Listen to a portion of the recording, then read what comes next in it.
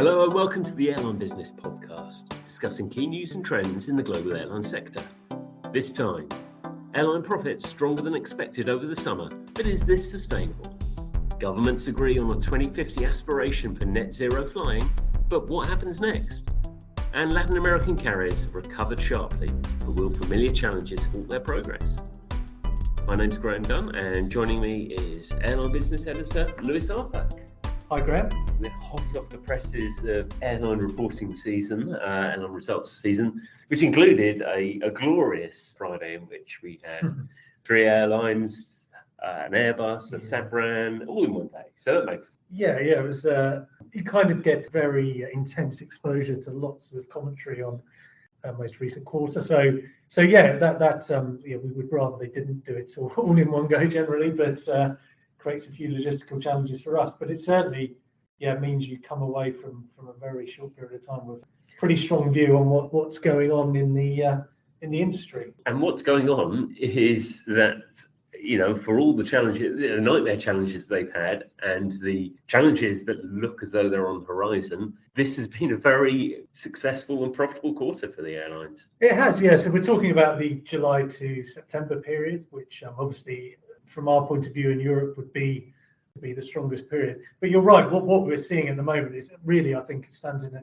really stark contrast to what we've seen over the past couple of years during the pandemic, where we're covering an industry that has an outsized impact from external factors in terms of basically having to shut down at points during the pandemic. So you go from that to a point now where actually a lot of people are pointing to some of the unhelpful economic factors globally, but it seems actually that the airline industry, as I say, in contrast to what's gone before, is actually quite upbeat. And even looking into the winter, which we know would tend to be a challenging time, even in the best of years for some airlines, they were pretty optimistic and looking forward to what next year will bring. They still talk about not having much visibility. There's throughout this whole pandemic, the booking window has been very short. Probably the caveat is that there isn't much outlook beyond the end of the year. So, what you didn't see was airlines putting their head above the parapet in terms of what 2023 is going to look like. But certainly in that, after these massive, strong profits in the third quarter, there was a very similar message, which was, we know there's uncertainty out there. We know there's inflation, recessionary fears, interest rates, whatever it is, but we're not seeing it in the bookings yet. And, albeit that's maybe only for the next 2-3 months ahead, but all of them, all those carriers which had largely plotted this return of capacity growth path for the year. And I think pretty much everyone was on or about what they thought they would be doing. Like you say, the 2023 outlook hard to measure at this point. But the Carsten Spohr, for example, Lufthansa Group CEO, was talking about this summer just gone hasn't satisfied that big pent-up demand from COVID. So he sees some spillover from that to next year. As you talk about, fuel prices, for example, we know are a big challenge for airlines as well in the current environment. But it does seem, I think, that another theme that came across from a lot of, in Europe particularly, I think in North America, a lot of airlines, yields have been really good and to the point where they are offsetting that big impact from fuel in particular at the moment. It's quite interesting. I think I wrote up Delta Airlines, which is the first airline in the world that reports their figures. And, I thought, the lead on this is going to be there's record revenues. This is not just record revenues for the quarter, but the record revenues full stop. And I thought, look at this, we are ahead of COVID. This is back on that growth path. And sort of increasingly, as every other airline broadly did the same. And of course, what used to happen pre-COVID, it was, of course, revenues were always, not always, but pretty much always at a record because it's an industry that's growing. You're increasing that traditional sort of economic cycle of it. But it was refreshing. We have been looking at reporting revenues at, maybe at 90% or for some airlines just about tipping over the edge. But it's remarkably refreshing for an industry that has been absolutely battered to be looking at record revenues. But the other bit that's sort of remarkable about it is record revenues on capacity largely not anywhere near back to where it was, especially for the big international groups. Because Asia isn't back up and running yet because of well-publicized operational challenges, which meant people had to pare back some of the plans for the summer. Actually, people were at, 80-90% of capacity. So you're finding that you've got these high revenues being achieved on capacity, which is much lower than it had been. And so that does say a lot about the strong yields or fares, essentially what people are paying, that people were able to command for this. Yeah, and that is probably a theme. I mean, again, going back to Carsten Spohr, and I think we've talked about this before, but he's very big on this idea that capacity generally is going to be constrained in, I think, the global industry and the foreseeable future. And that environment, as you say, when you combine that with that pent-up demand for travel, there are other factors you touched on there, but there are reasons why I think demand may continue on that upward trend. You've got business travel coming back. Most groups talk about it sort of about 70% of what it was, certainly in Europe. There's a sense though there's momentum there, and that is not going to settle at that level. It's ticking upwards. As you touched on, Asia hasn't, as an international sort of long-haul destination, hasn't come back anywhere near the strength of other markets. So looking into next year, certainly the bigger European airline groups are thinking, well, we've had really strong results here, but in 6 months' time, we might have a much more substantial Asia network, which again, with constrained capacity would probably bring about decent fares, decent yields on those services. So, there are reasons why these groups can see, despite the headwinds, that actually the momentum is still there for the growth in demand looking into next year. Can the airline industry completely avoid these impacts? I suppose we're talking last week in particular was quite a lot about the big groups. As ever in this industry and probably in others as well, it's probably the tier down that are going to feel these impacts more maybe. Finnair's result was out on Friday, but of course have got a particular set of circumstances at the moment that's incredibly tough for them with the Russian airspace closures. But there are, airlines in Europe and elsewhere that things aren't looking quite so rosy for them. And I think all eyes then go to this fourth quarter ahead where there will be more capacity. People are gradually ramping up capacity. More aircraft are coming back. The airports have a bit of those that were struggling under the capacity caps, and they've got a bit of leeway. I mean, at Heathrow, for example, they can lift the cap, but that's partly because, on the one hand, they're sort of ramping up. On the other hand, demand drops down a little bit in lower season winter.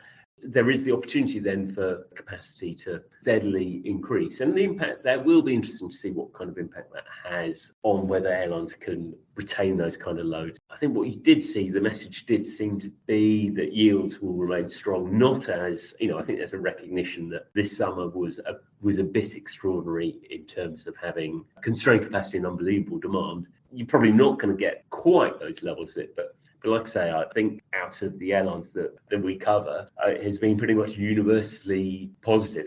Yeah, you're right. And within the individual groups as well, looking at Lufthansa, for example, decent results across the board, saying Air France-KLM. I mean, KLM, despite the huge operational challenges at Schiphol during the summer and ongoing, fairly healthy operating profit for the third quarter and some optimism going into the fourth. So as you say, despite even when some of the when we were in the middle of the operational challenges, for example, you fear the worst, but kind of we're waiting to see what the impact of this was. But these high fares, high yields have certainly cushioned that impact and gone beyond that, I think. Yeah, and I think, looking at something like IAG's results, there was also sort of a normalisation to some extent of pre-pandemic levels. So, in that group, Iberia had been the first to make profit again. We've seen Spanish airlines in that group, because of the restrictions or the easing in Spanish pandemic restrictions relative to the UK and Ireland, had sort of led the way in success. This summer, despite BA having some high-profile issues at Heathrow, and despite being carried out of that group that had the lowest amount of their capacity back still, they were the biggest profit maker in that group. It's definitely interesting.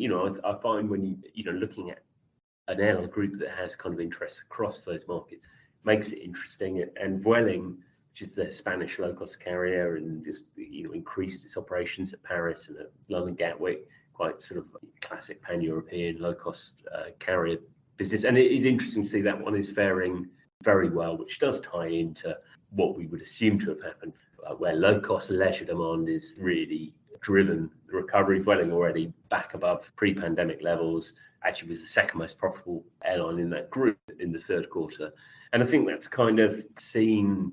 I mean, Air France-KLM, and I think Ben Smith was talking about Transavia being quite a positive option. Yeah, because they with a union agreement in 2019, before that, Transavia's growth was capped, but now they're much freer to expand as required. And as you say, I think Ben Smith was talking about in terms of growth opportunities within the group, and he also talks about consolidation, which is another topic that came up a few times this time round.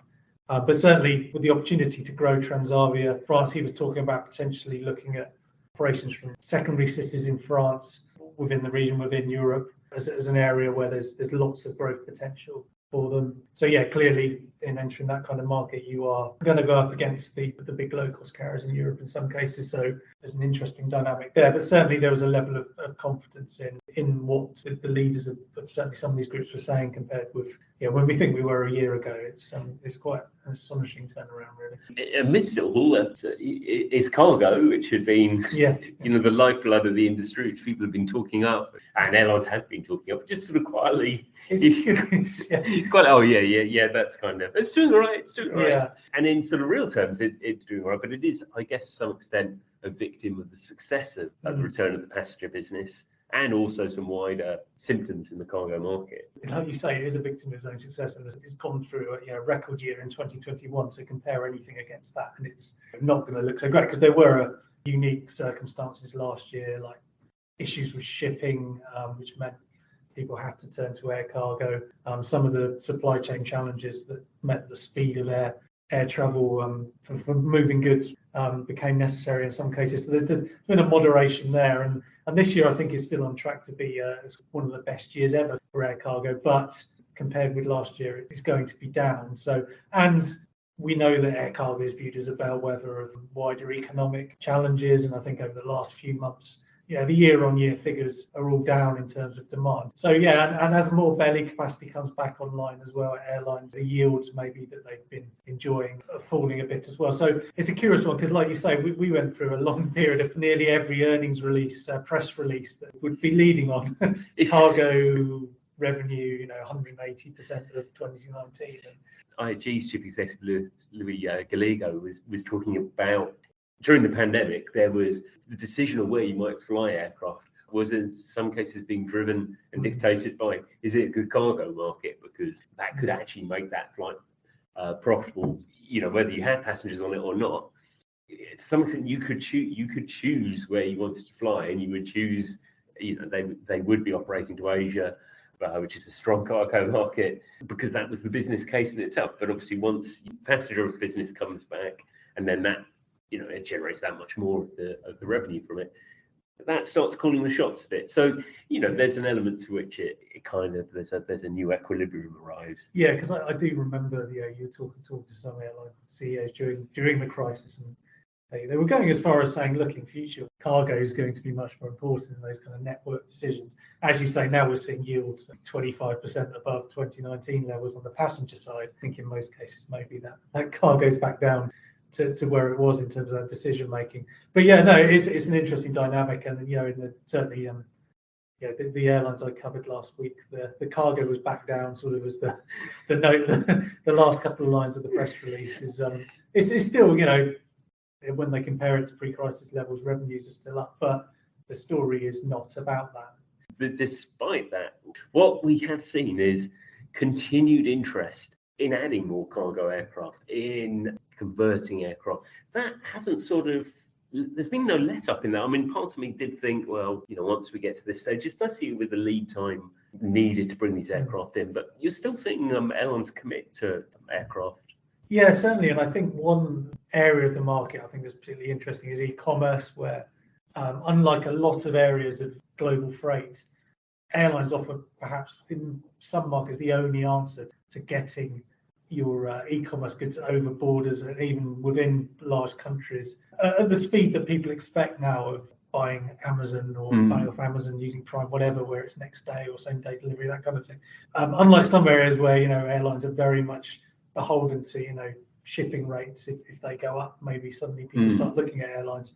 There is this area now of e-commerce where airlines can perhaps own a bit more of the market without that constant kind of ups and downs that come with there being alternatives available. I don't want to overstate that. We all know that e-commerce was growing rapidly pre-pandemic. Clearly, during the pandemic, it had a big surge. I think there's almost been a sort of leveling off since that pandemic surge. So we've heard like FedEx, who are by many measures, the biggest cargo carrier in the world. They're warning about, some of the outlook, and even on the e-commerce side of things. But I think talking to people in the cargo industry recently, I think a lot, there's a kind of a recognition that the rise of e-commerce is kind of a long-term trend that will be beneficial. And I think that's, like you were saying, that's why we're seeing continued interest, particularly on the smaller aircraft conversions. So even Embraer, E-Jets, and 737s, A320s, pretty busy conversion lines there with some sort of decent pipeline of orders. So again, in the thinner markets, there that demand for moving e-commerce quickly is a positive trend. I think pre-COVID it was around 15%. I think of the air cargo market. I haven't seen the recent figures, but certainly there's a lot of optimism about that area of the market and what it can mean for airlines. So something to watch as we move through the decade, I think. And with a beautiful segue there, something else to watch as we move through the decade, this decade, the next decade, the one after that, is around aviation and its battle to get to net zero flying. After the break, we'll talk about a sort of a landmark step, but also a question as to what comes next after that.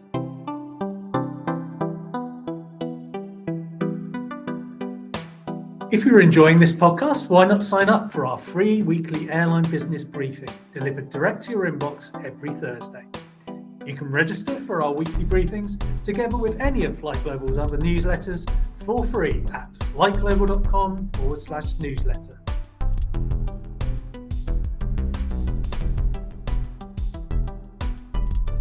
So welcome back. And, one of the biggest stories that's been across the airline industry for several years now is around cutting emissions, making this industry far more sustainable. And everyone has really, for several months, years possibly, talked about, ICAO is going to be the important next step. And ICAO, which is this global meeting of governments and states, they had their General Assembly in October. They do these every 3 years. So there's a big build up to it. And they did make a commitment. Yeah. And it is a big step, although on the one hand, it sounds a little underwhelming, I guess. Overall, I think it was good news. I think the key thing was that there was an agreement. So the content of it is important. But broadly, it was good news. What it essentially does is theoretically align governments with the ambitions already stated by airline and wider aerospace industry, etc. So, which is essentially net zero by 2050.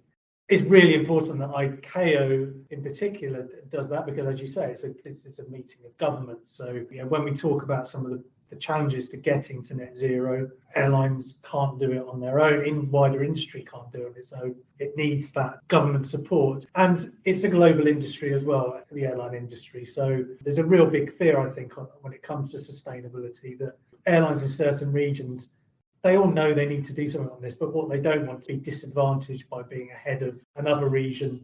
The costs will go up, for example, or maybe the regulatory environment is particularly draconian in one region and not in another. So in an international industry, that clearly is not going to be popular with the airlines affected by it. So that's the key thing, really. I mean, talking to people in the industry, it's about having that stable policy environment. So everyone knows where they stand, what everyone's aiming for. On a very basic level, governments are kind of saying we want to do this as well, which is important. Taking that responsibility and investment as well, because when we look at what the airline industry needs to get to net zero, there's going to be a lot of money involved over the next coming decades. So having a stable environment and potential investors knowing that governments are committed to this alongside the industry just helps on that point. Absolutely, and it's weird we've had to come to terms with this new short form of LTAG, I think it is, long-term aspirational goal. So it's non-binding, it's not, but to some extent, I suppose you have to, in talking to some people in the industry, they do point out, you have to remember where the stakes were. I think as journalists, we quite often are waiting for what's the big step, what's the big announcement. If you view where the chances of agreeing that joint commitment 18 months, 2 years ago to achieving that, it is a big step, and I think that is sort of encouraging. But I think it speaks a lot to the challenge this industry has, that actually, because it's a non-binding commitment, it's very easy then, and also because it's very difficult for airlines to do anything today or tomorrow even to affect things. The criticism this industry gets from those people who think the industry should be taxed or it should be working harder in this, it doesn't solve any of that, because actually for this the next year, the next 2 years, 3 years, it's difficult to take massive steps towards achieving that goal. It is, yeah. And if you look at some of the criticisms of, constructive in many cases of the LTAG as it's been agreed, one point is it doesn't really have many kind of give a trajectory for how you get there. It's very much we will aim to get to this place, but like you said, there's a big gap in between where a lot of the work needs to happen. So that a fair point in that regard. And as you touched on, there is no obligation on individual states to meet that kind of 2050 as a hard and fast target. Obviously, the good reasons behind that, for example, if you look at India or some other country that said developing countries might reasonably point out that it's a bit unfair that lots of developed economies are now saying now we've deindustrialized, we're quite happy to try and get to net zero by 2050, you need to do the same. So there are different speeds more widely in terms of how different countries are aiming to get to net zero. These aren't easy wins. There's a lot of work goes into certainly leading up to ICAO to get to the point where so many countries will agree to something, but probably running out of those things now. We've had probably a couple of years where there have been multiple industry level agreements, obviously including IATA last year with the net zero 2050 target. Now we've had governments and that keeps the kind of narrative momentum going a bit longer, but we're sort of heading into an area now where it's going to be a bit harder to prove that progress. Most people expect 2030 to be the kind of critical point where certainly if sustainable aviation fuel is going to do as much heavy lifting, that's not a terrible pun, as people want it to do, that's kind of going to be the tipping point where if it's not really kicking in around then, that's maybe not going to be an industry saviour. It's a big challenge.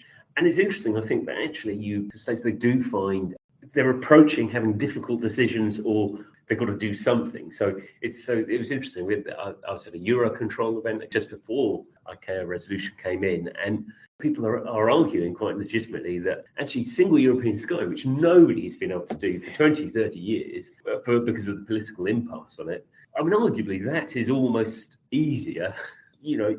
If you're a European government, you've got to consider, well, do we spend this money on helping to subsidise SAF in a way that makes affordable?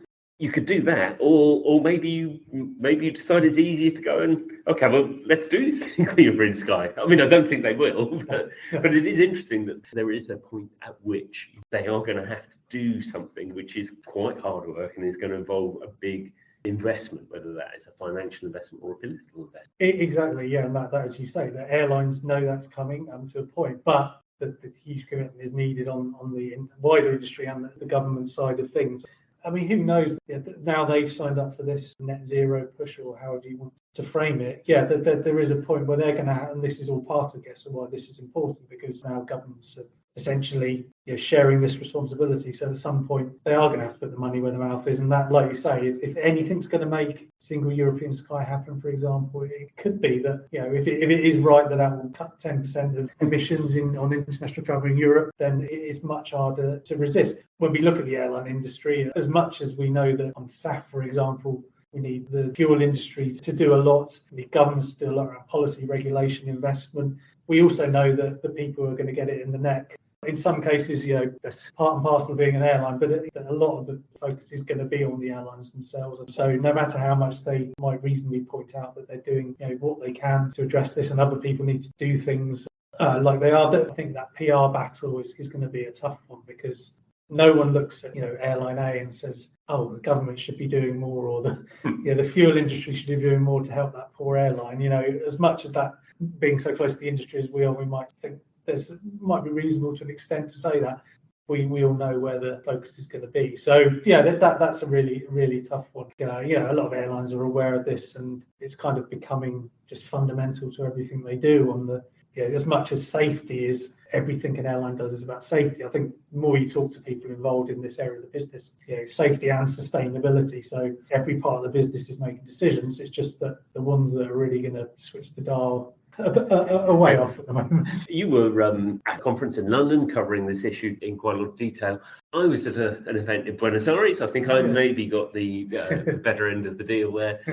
And what was interesting about that, so that's covering the ALTA Airline Leaders, which covers Latin America. And I think what was interesting about that was, again, obviously that sustainability was firmly on the agenda. One of the sort of narrative shifts that was being put there was there is an opportunity in Latin America, for example, for that region to become a kind of a leader in SAF. And this feels to me as though it's one of the shifts we've seen in the messaging now in terms of how the industry is trying to get governments to buy into the possibility there, is that actually, clean energy is going to be the future industries in one form or another. So I think there is something in that where they're trying to convince governments or encourage them to see the opportunity to become a leader in that field.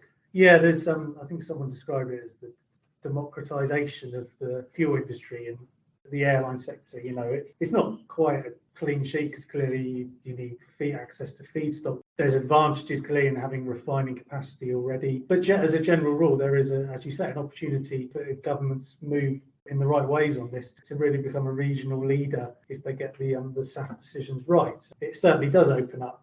We know the traditional oil producing countries or regions, but it opens up a possibility for if governments really commit to this. There is the possibility, because if we're going to need a lot of this stuff, if it's going to be responsible for 60% of the net zero push by 2050, we're going to need a lot. Certainly in Latin America, knowing that region reasonably well myself, we know there that there's opportunities, but it's also a region where I'm sure you had people talked about some of the challenges around different regulations in different countries. High taxes on fuel in Brazil is a very common point there. So as much as there's that ambition, there's also kind of the historical challenges. It's a fascinating region, and it is very difficult to we'll quite often say, we'll do a piece on Latin America. And actually it's really difficult to do a standard piece because it is such a fragmented market. I mean, the demand recovery story in Latin America is really strong, especially those countries which lifted and, in fact, in some cases didn't have any restrictions at all. Someone like Mexico has been a really strong growth story through the pandemic. And, you are seeing very strong pickup in demand in that region. But, each country has had their own issues. And it was quite an interesting, a message that kept coming back through the event, I think, when people I spoke to, was actually just getting back to where we were before isn't enough, because that was still underselling the potential for air travel in that region. And I don't think it was a single press conference, a single presentation that didn't mention the low per capita number of flights that people are taking in that region. So there's a huge potential there, but it's very difficult to unlock. It is, because bus travel is a huge thing. They don't really have in a lot of countries the kind of railway networks, for example, that maybe we might see in Europe. So bus travel is a huge thing there, can be expensive. Like you say, most airline CEOs you talk to there, they cite that per capita travel, which is much lower than you'd see in North America or Europe, reflecting the huge potential. But there is a sort of move, isn't there, in the case of Gol and Avianca to maybe mature the industry a bit. What you're looking at is seeing ways to get some scale in that. I mean, LATAM coming together of TAM in Brazil and LAN, that is probably the broadest pan Latin American airline group there. And this ABRA concept, which is kind of, which we are seeing, is essentially the IAG model, isn't it? It's the holding company where you keep these individual brands in there, which you need to retain traffic rights, to retain, in a market which is still fragmented. So where airlines today, in the low-cost sector, someone like JetSmart, they have an operation in Argentina, but that's its own Argentinian operation. That's, LATAM's made up of about 20 different. So you have this difficult thing with ABRA, this idea of getting Avianca together. With Gol as the big other carrier, but you have, the potential of getting a couple of the operations from Viva Group. There was some talk about, which remains a possibility, which is the Chilean carrier Sky. So, the idea of then creating a group which might actually then, with their own independent brands, and they obviously, they're still quite early in this process, they're not really talking about exactly how that would work, but this idea that you would then have a group which could actually measure up to LATAM. Yeah, curiously, I think APRA is a UK-based company. Probably as well, the opposite, yes. So maybe we'll be covering that region much more closely. But yeah, no, you're right. It is. It'd be interesting to see how it develops. Like you say, retaining those individual brands in a way that perhaps LATAM hasn't done to that extent.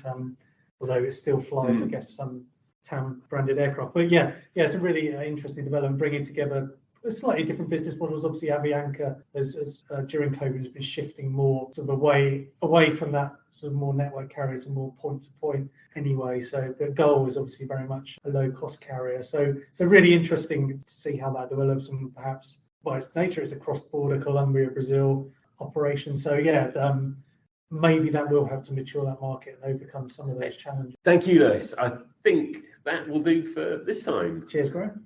So that's all we have time for. As a reminder, you can find links to the stories we've referenced in the podcast notes. And as ever, you can keep up to date with the latest stories across the industry at flightglobal.com.